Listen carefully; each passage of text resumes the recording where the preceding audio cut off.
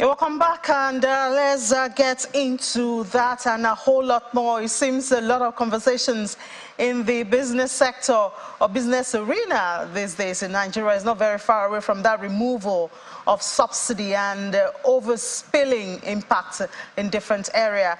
For this morning, let's begin by talking about what the Crude Oil Refinery Owners Association of Nigeria are doing, concerning this. It's a registered association of modular and conventional refinery companies in the country, and they do have a lot to say about this to see what they are doing and how they can take advantage of the opportunities which the removal of that subsidy has brought. We have joining us virtually from London now the Chief Executive Officer of OMSA Integrated Services. He's Mr. Momoh Oyarekhua. He's a member of that association, and he's here to tell us some of that. Mr. Oyarekhua, thank you for your time and good morning. How are you doing today? Great. Great. So first of all, I've had a couple of conversations with different groups of people, including some people from the NNPCL. I mean, even before they became NNPCL. And one of the notions that they share is that modular refineries are not economical to operate in the country. But I now see you have an association. I think you have about 40 licenses or stuff like that. So try to convince me, how come you're so serious about a platform or a project or a means which even the NNPCL has said is not economically viable? Anyway, it's I would liken it to, like, you see, when you have not tasted some other person's mother's food, you always say that your mother's food is sweeter than every other food. I think that's the case here. We are operators, some of us in Koran, Crude Oil Refinery Owners Association of Nigeria. We are current operators in this space, and we have seen the benefit that this can obviously bring to the economy. One of those benefits, like you have mentioned, subsidy, it's what, of course, we can actually close out. The first thing I need to say here is that what is the purpose of we actually exploring crude? The purpose of exploring crude anywhere in the world is to refine it. And what we are currently doing in Nigeria is we're exploring crude, and we are actually exporting that crude to other countries of the world to refine and bring back to us to sell. And what Modular Refinery does in this space is that they are located at wellhead. They are located where the feedstocks are. So they eliminate several costs. They eliminate the cost of even transporting crude oil abroad, the cost of bringing them back, the cost of even the middlemen that make profit out of selling these products. So what Nigeria could benefit by enabling modular refinery is that Nigeria will eliminate all of this cost and will make product cheaper.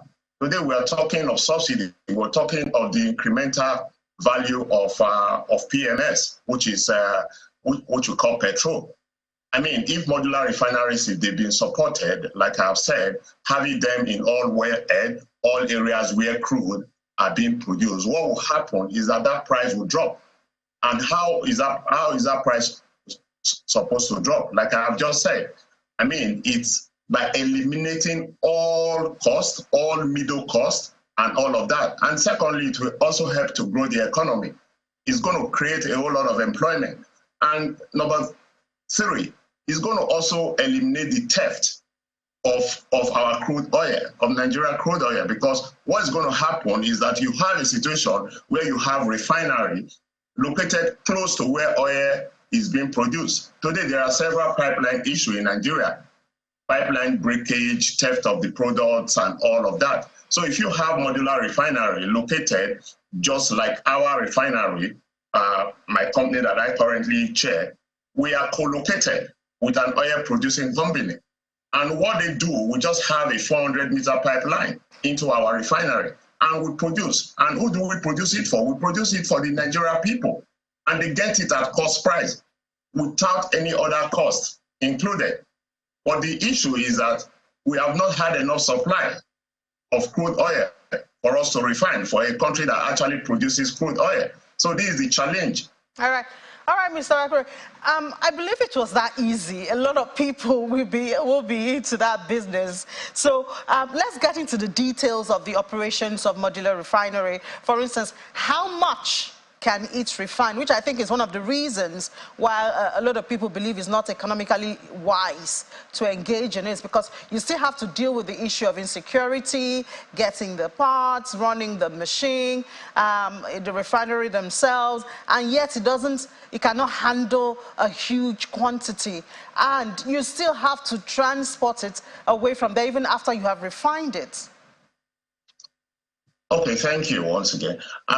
Okay, the modular refinery, like I have just said, conventional refinery are meant to start for any refinery that's from 30,000 barrels and above is meant to be a conventional refinery. And while any refinery that is below that is meant to be a modular refinery. So what we're seeing here, when you say the volume, I mean, how much can we actually refine? If you have, perhaps, let's assume today we have about 40 companies that are registered to own modular refineries in Nigeria. If you have 40 modular refineries around Nigeria, what is going to happen? Let's assume they have an average refining capacity of 10,000 barrels. That means you have about 400,000 refining capacity. And this capacity mostly will be around where crude oil is being produced. So what that turns out to is that we're going to have the ripple effect of this refined product. Currently, like our refinery and most modular refineries that are currently in operation in Nigeria, they produce diesel, they produce naphtha, they produce fuel oil, they also produce kerosene. And you can also treat naphtha to now become PMS, which is the gasoline that we're talking about. So, but the cost of having additional reformer to now produce petrol, it's actually very high. That's why you have seen most of the modular refineries are in operation today. They don't have reformers attached to their refinery. And outside of that, because of the regulation of petrol before now, it wasn't economically viable for anybody to want to go into that venture. I'm sure now that that petrol has been deregulated, you might not have some of us thinking of going into attaching reformers in for the production of KMS. So what I'm saying is that the effect of you having 40 modular refinery established in the country will be awash with petroleum products. You will not have issues of, products are not being delivered on time, or there is scarcity of product and all of that. Because what will happen is that this product will be produced in country, and everything that we require in petroleum products, including associated gas, will be available in country. We don't need to import any of these products. The effect of that is that we will also save the foreign exchange that we are currently using to import petroleum products into the country, because this is also mounting excessive pressure on our foreign exchange. So this is the advantage, part of the advantage that having modular refinery in the country will actually help to solve. And also, if you go into some of the countries outside of Nigeria, what you find out is that they have small unit refinery. Building gigantic refinery is not what solves the problem of any country, because if that refinery has a challenge, what happens? There should be competition within the environment, and that will also drive down prices. So these are some of the few things that modular refinery, establishing or having modular refinery, can actually help to solve in the country. All right, so about 30 companies have already been given the license to start modular refineries, and now you're talking about funding. At the time when the country itself is broke, where do you expect such funding from? Okay, part of what we have said is not for the country to provide us with funds. I mean, sometimes there could be guarantees. There could just be guarantees to companies which the companies can obviously use to attract funding into this industry. For example, in our own case, I mean, we did not fund our refinery 100%. I mean, we had foreign partners who were ready to bring equipment into the venture.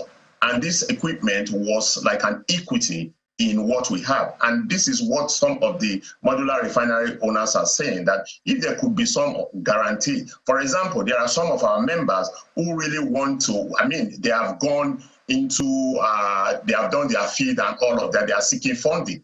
But there is not even assurance that there is going to be crude oil supply to their refinery. All they just require is just an assurance from either the authority that they will supply crude to the refinery when the refineries are built.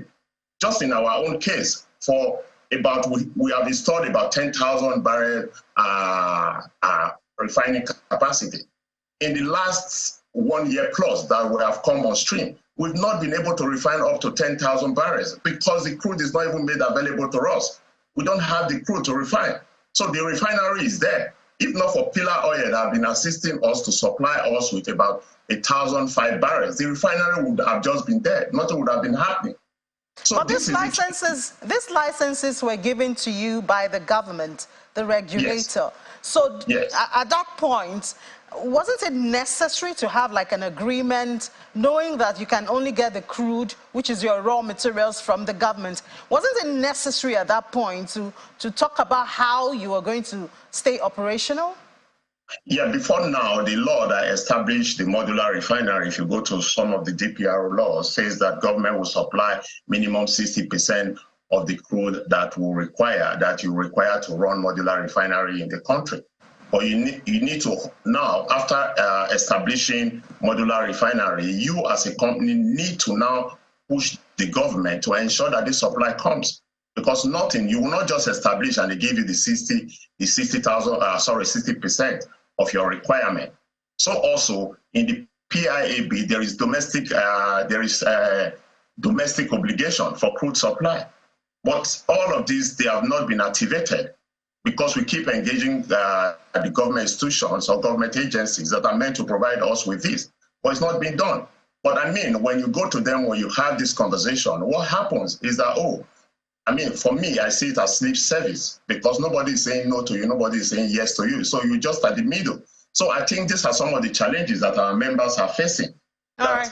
They are afraid because they have seen some of us that have also installed this refinery, and the activity is low. For example, Edo Refinery, for example, they currently have 1,000 barrel refinery installed. Just to have 1,000 barrel crude oil has been a challenge. Until recently, they have to engage a private producer of crude for them to be able to even start it. All right, Mr. Oyarekhua, we need to go, but I just need for you to answer this very fast. How do you hope to compete with the giant Dangote, which is supposed to begin supplying refined oil next month? Please, briefly. Yeah, the market is actually different because, like I said, we have a niche market. Some refineries are located in Delta, and all of that. So we take care of our catchment area. There are about 5 states and all of that are very close to us. So all the product they will require will come out of our refinery because these areas where we are located. Okay, your catchment area. Thank you so much, Mr. Momoh Oyarekhua, the Chief Executive Officer of OMSA Integrated Services, for sharing your plan as modular refinery owners with us this morning. Yeah, thank you for having me. Let's take a break. When we come back, guess what? Some people have promised us cheap petrol. How will they make it work? We'll find out after the break. Do stay with us.